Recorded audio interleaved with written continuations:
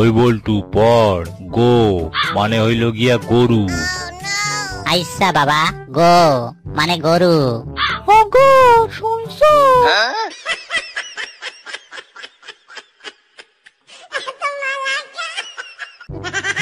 বুঝলি দোস্ত, আমি আমার ছেলের নাম রাখবো এলাকা।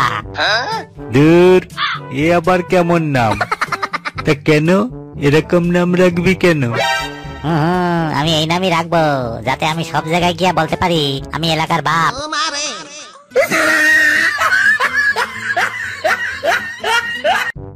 আরে ওই মিয়া, তাড়াতাড়ি এখন পলিথিন ব্যাগ দেন তো, আমার এখনই ট্রেন ধরতে হবে। আমি খুবই দুঃখিত ভাই, ট্রেন ধরার মতো অত বড় ব্যাগ তো আমার কাছে নাই।